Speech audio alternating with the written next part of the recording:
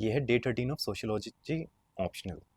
ठीक है, stratification and mobility हम कर रहे हैं, यूनिट 5 उसका पार्ट 2। स्ट्रेटिफिकेशन है क्या? ये एक अरेंजमेंट है सोसाइटी का into layers according to wealth, power and status. यही लिख कर आना है आपको, यही डेफिनेशन। उसके बेसिस पर वेल्थ, पावर एंड स्टेटस के ऊपर हमने एक वर्टिकल स्ट्रेटिफिकेशन बना दिया है, उसी वर्टिकल अरेंजमेंट बना दिया, उसी को ही हम स्ट्रेटिफिकेशन कह रहे हैं। सोशियोलॉजिकल थ्योरीज दी हुई है इसमें, स्ट्रक्चरल थ्योरी है, मार्क्सिस्ट है, वेबेरियन है। पीवाईक्यूज कैसे आते हैं हम डिस्कस कर चुके हैं। पार्सन की बात हो रही है। पार्सन क्या कहता है? पार्सन कहता है कि देखो, पार्सन हो गया, डरखाइम हो गया, कौन है? स्ट्रक्चरल फंक्शनलिस्ट है। ये कहते हैं कि अगर कोई भी स्ट्रक्चर सोसाइटी में एग्जिस्ट कर रहा है तो उसका कोई ना कोई मतलब है, किसी ना किसी वजह से वो एग्जिस्ट कर रहा है। अगर उसका कोई मतलब ही नहीं होता, उसका कोई रोल ही नहीं होता, तो वो खत्म हो जाता। स्ट्रक्चरल फंक्शनलिस्ट हमेशा ऐसी बात करेंगे कि कोई भी है, क्राइम, टेररिज्म, सबका भाई कुछ ना कुछ काम है। ठीक है, और जितने भी चेंजेस आए हैं सोसाइटी में वो सब इन्हीं की वजह से तो आए हैं। जो पूरा फ्रेंच रेवोल्यूशन है, जब कुछ लोगों ने उसे स्टार्ट किया होगा, उन्हें क्रिमिनली तो बोला होगा, पलट दिया, पूरा तख्ता पलट कर दिया।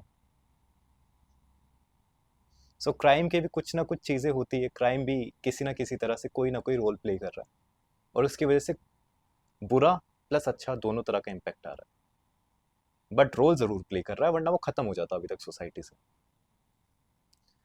ओके ऐसी बातें करते हैं। इवन ये जो जौहर किया था, ऐसे आग में कूद गए थे ना, पद्मावती मूवी में आपने देखा होगा, सेल्फ इमोलेशन कहते हैं उसे। सो जो अगर आप स्ट्रक्चरल फंक्शनलिस्ट से पूछेंगे ना, तो वो कहेंगे कि हाँ यार, ये भी कोई ना रोल प्ले कर रहा था, इसीलिए इस तरह की चीज़ें होती थी उस टाइम पर। क्या रोल प्ले कर रहा था? कहते हैं जो ये फॉरेनर्स आए थे ना, जैसे Khiljis and all, Alauddin Khilji and all, so ये लोग क्या करते थे? इवन अगर आप देखो, जलकर मरना ना सबसे बुरी तरह से मरना होता है। ठीक है, इतना पेन होता है जल के मरने से, हल्का सा हाथ जल जाए ना, इतना तड़प उठते हैं हम लोग, बहुत ज़्यादा बॉडी तड़प उठती है। तो इस तरह मरना कोई आसान चीज़ नहीं है। फिर भी ये जौहर जैसी प्रथा क्यों की गई? तो ये जो फॉरेनर्स आए थे, ये जो डेड हो जाती थी ना वुमेन्स, मतलब मर जाती थी, उनके साथ भी सेक्स करते थे। सो अपने आप को अपने इवन जो शरीर को मरने के बाद भी पवित्र रखने के लिए जौहर जैसी प्रथा आई थी। और जो ये डेड के साथ सेक्स करते हैं ना, उसे कहते हैं नेक्रोफीलिया। ठीक है, सो ये वाली चीज़ें थी। मतलब अगर स्ट्रक्चरल फंक्शनलिस्ट को इसे एक्सप्लेन करना हो तो वो ऐसे करेगा। ठीक है, अच्छा, पार्सन क्या कहता है? यार देखो, कुछ इंपॉर्टेंट पोजीशंस होती है सोसाइटी में, स्कूल में, ऑर्गेनाइजेशंस में, जो कि हाईली इंपॉर्टेंट है। कि हाईली इंपॉर्टेंट पोजीशंस कौन डिसाइड करता है? हम लोग वैल्यू कंसेंसस के थ्रू, एक साथ मिल बैठ के बात करके कि हाँ यार ये ज़्यादा इंपॉर्टेंट है। कंपनी में सीईओ की पोजीशन ज़्यादा इंपॉर्टेंट है, क्लासरूम में मॉनिटर ज़्यादा इंपॉर्टेंट है। ठीक है, और ब्यूरोक्रेसी में आईएएस आईपीएस ज़्यादा इंपॉर्टेंट है। तो ये सारी चीज़ें हैं। ये डिसाइड कैसे हो रहा है? वैल्यू कंसेंसस के थ्रू। अब कुछ इंपॉर्टेंट पोजीशंस है तो उन्हें भरने के लिए एक मैकेनिज्म बनाती है society, to fill the most important positions with the most talented individuals. क्योंकि वहां पर अब टैलेंटेड इंडिविजुअल्स भी तो चाहिए ना। तो उसके लिए जैसे कि यूपीएससी का एग्जाम होता है, अगर आईएएस आईपीएस बनना है आपको, इसी चीज को हम कहते हैं role allocation. Most important positions पे रोल एलोकेट करना हमें, इसके लिए एक मैकेनिज्म बनेगा जिसके थ्रू मोस्ट टैलेंटेड इंडिविजुअल्स आएंगे। ऐसा पार्सन कह रहा होता भी है। ठीक है, देख रहे हैं हम सोसाइटी में यही चीज चल रही है। एक और बात, जो भी मैं चीजें बोलूं वो मैं एक थिंकर के पर्सपेक्टिव से बोल रहा हूँ।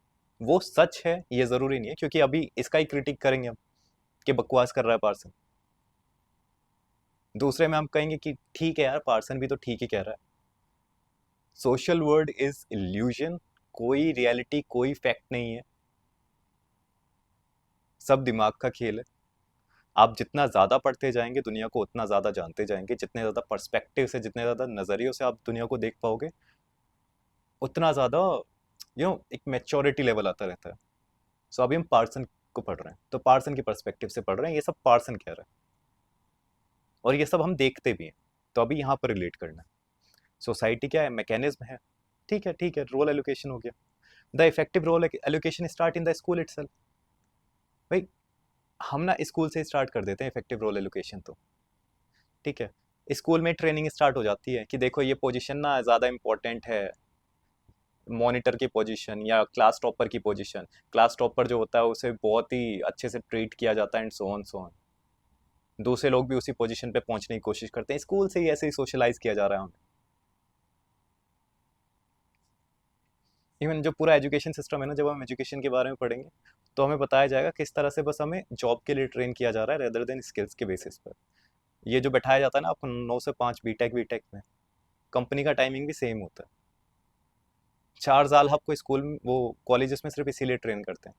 उसके बाद भी कंपनी क्या करती है, 3 से 6 महीने की आपको इंटर्नशिप प्रोवाइड करती है, अपने बारे में सिखाती है और उसके बाद रख लेती है। यहाँ कॉलेज के 4 साल आप कुछ नहीं सीख के जाते उस कंपनी के बारे में। सो ये हो क्या रहा है, आपको बस ट्रेन किया जा रहा है कि आप बैठ सकते हो या नहीं बैठ सकते। जितने अच्छे मार्क्स, जितने ज़्यादा अटेंडेंस, ओके ये बैठ सकता है, ये बढ़िया कैंडिडेट है काम करने के लिए, इसे ले चलो।